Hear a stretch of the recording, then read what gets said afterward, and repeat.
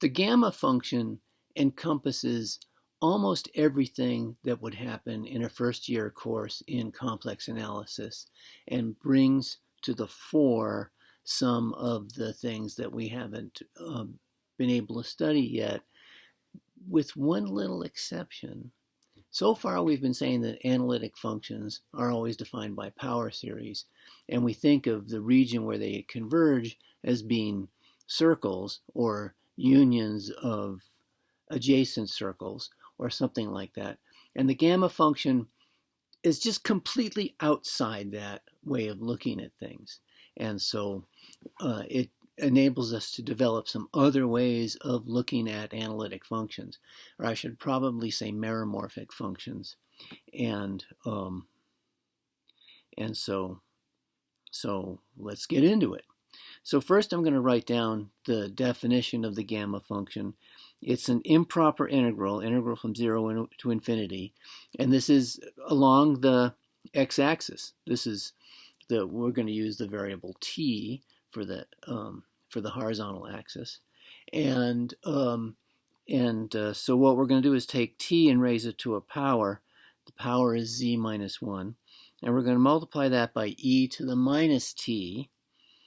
So that has kind of a Laplace transform kind of feel to it, dt. And so here's the formula. It's everywhere, and it defines an analytic function as long as the real part of z is greater than 0. So it's an analytic function of z. And so that's not that hard to see. E to the minus t is, well, that's kind of nice. T to the z minus 1 would be the issue here. And we're not thinking of z as just being integers. So this is there's really a logarithm here. This is an exponential factor. But in this domain, we have a single valued branch of logarithm, and so we can define the integral. It's well defined, makes perfect sense. So that's the definition of the gamma function. And we are going to see some things that happen. There's one special value that comes to mind straight away. So let's look at gamma of 1. And so you have the t with the power is z minus 1, so now you have t to the 0. So that's just the integral from 0 to infinity of e to the minus t dt. That's just a standard calculus 1 integral, and that's 1. Not all that exciting so far.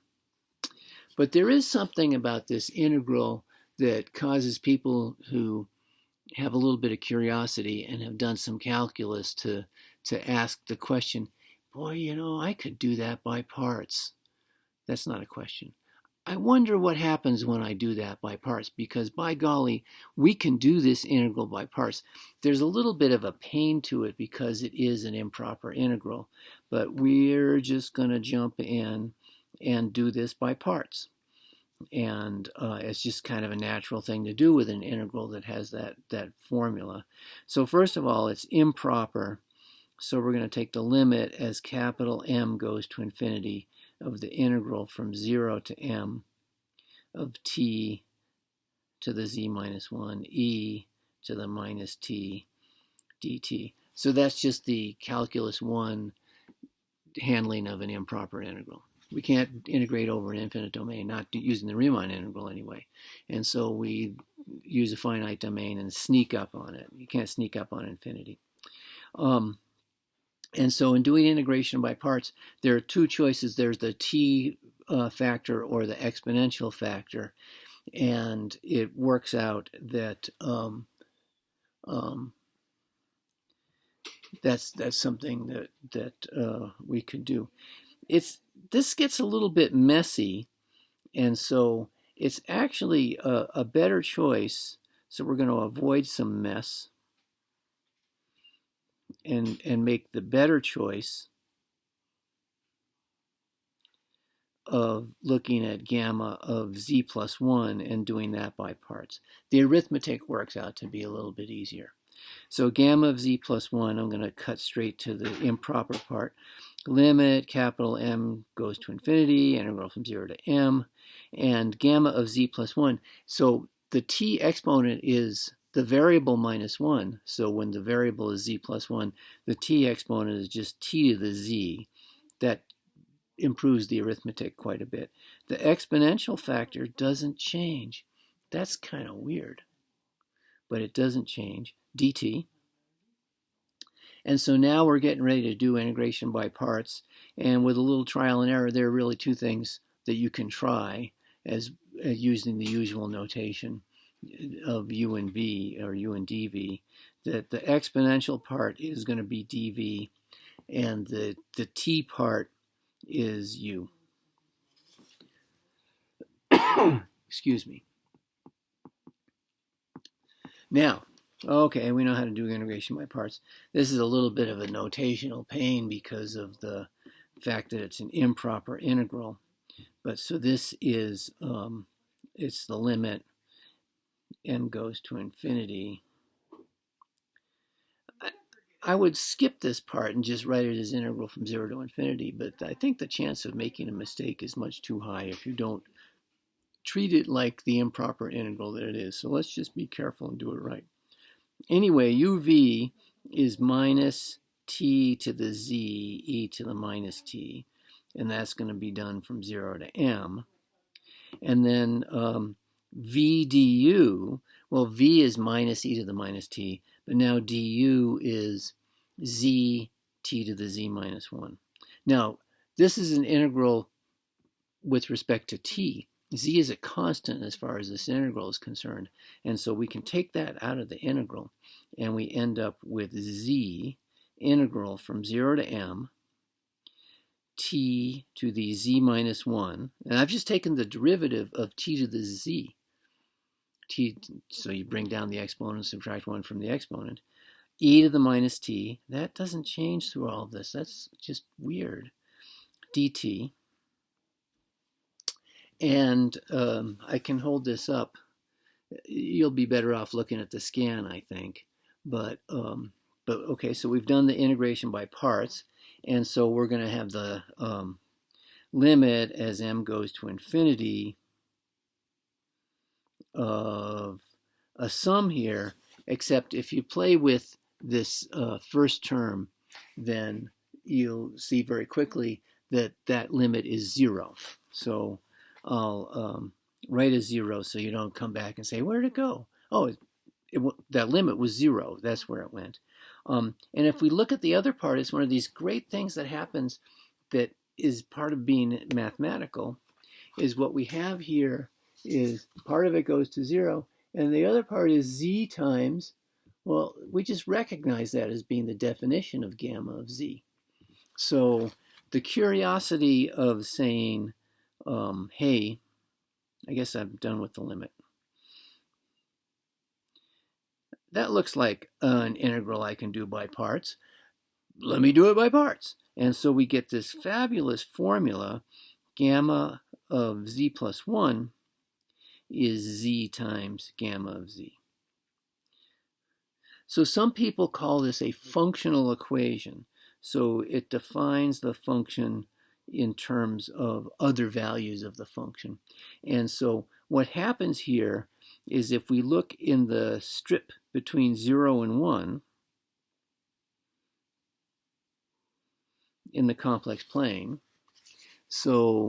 if we define gamma in this strip, then we can add or subtract 1 and get the values outside of the strip.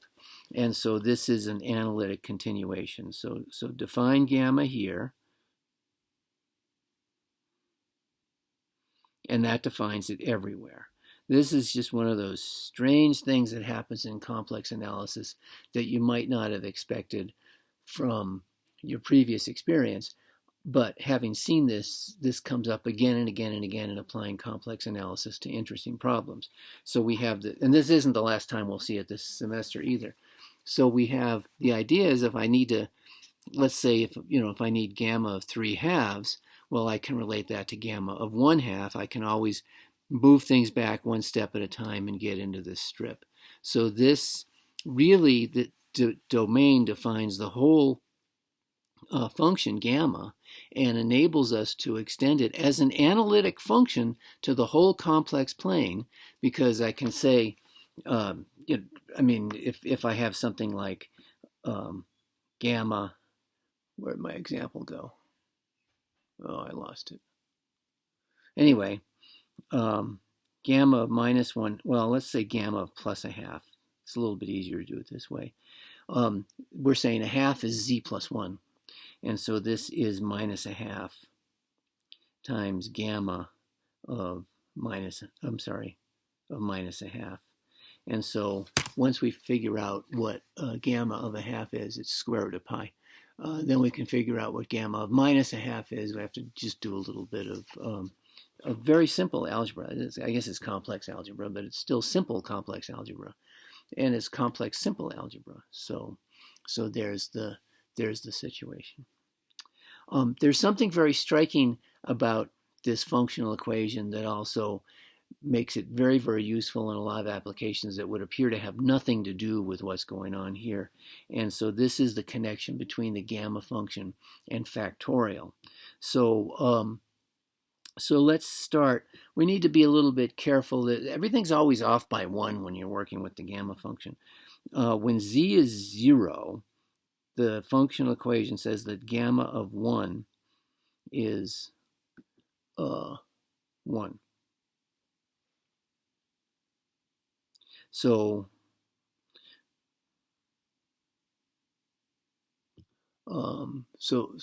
that's kind of where we start with things. When z is 1, gamma of 1 is 1.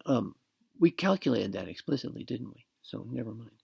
Gamma of 2, so now 2 is 1 plus 1, so z is 1, is 1 times gamma of 1. So that's 1 times 1. Ooh, big woo.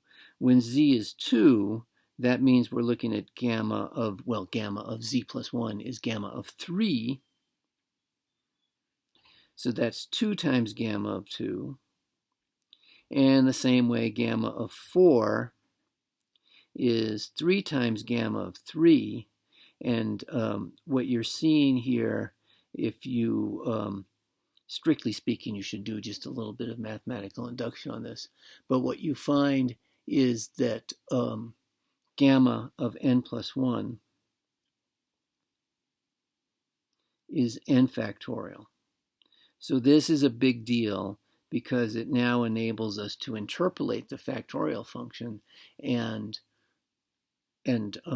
so be able to do kind of calculus with it. I mean, the factorial function is only defined for integer values, or even whole number values, I should say. To get integer values, you need to have like, what's -3 factorial?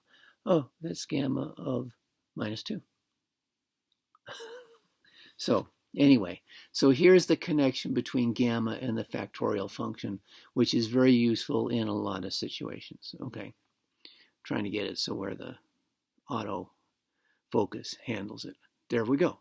Okay.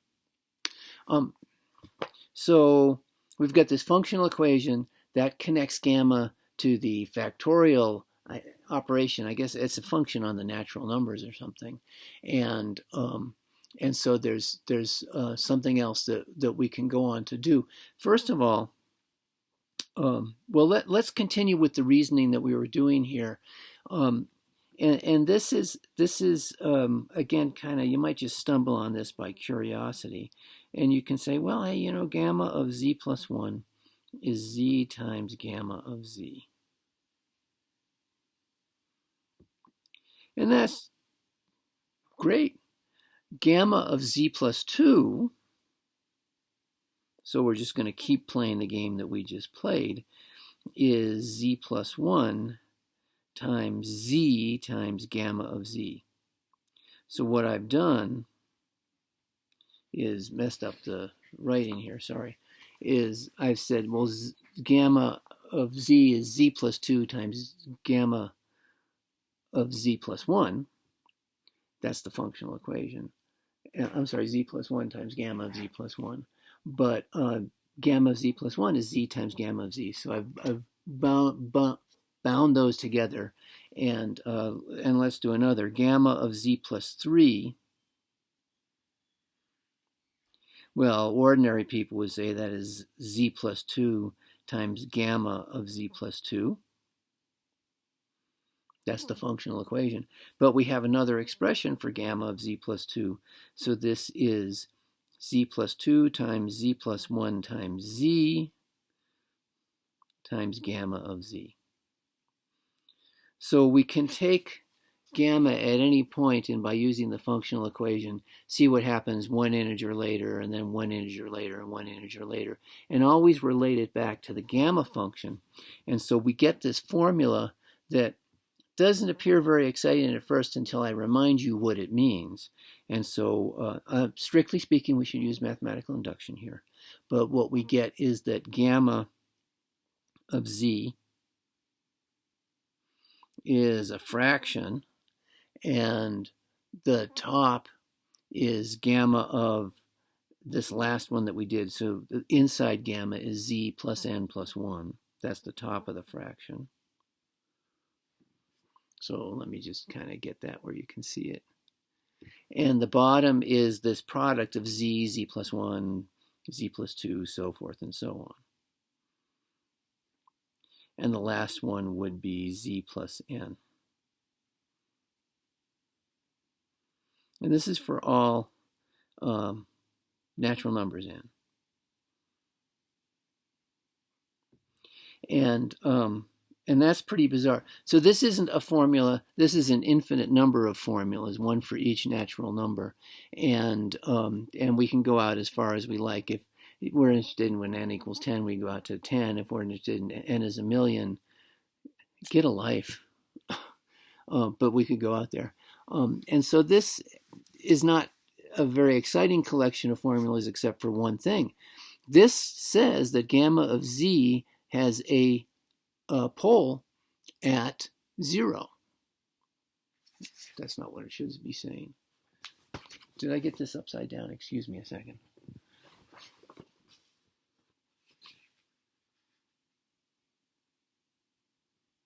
It's true. It has a pole at 0. And a pole at z plus 1. And a pole when z plus 1 is 0 at minus 1. And a pole at minus 2. And a pole at minus 3. So we know that when we take the gamma function and we have it on the right half plane and we extend it over to the left half plane from real part of z is positive to real part of z is negative, it's now become a meromorphic function, and so we have poles at the negative integers.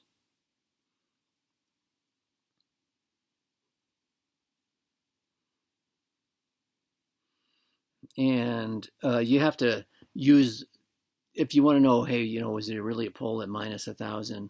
Then you have to use n equals 1,000. So that all kind of works out like that. So this gamma function has poles at the negative integers. So that's an interesting thing. This is taking a lot of time, so I don't want to get too far off. But there's something else that we can say with this. And this is a style of thinking that I want to emphasize. So I'm going to say this again and say this again. You got this function. It has poles at a given set of points. 1 over that function has zeros at those points. And now we can kick into the Weierstrass product formula and use those zeros. So now we're saying we're going to have zeros at the negative integers. And we can use the Weierstrass product formula to come up with a product expansion for the gamma function. So we're going to stop this now because we've got plenty of stuff. We've got the definition, we've got the functional equation, we've got really a couple of uses of the functional equation. And what started as kind of a wickety-whack integral now is extended over the whole plane. It's not an entire function. It's not analytic every place. And this concept of having a functional equation and doing analytic continuation is a very important part of using complex analysis to solve interesting problems. And so that's it. That's why we do it.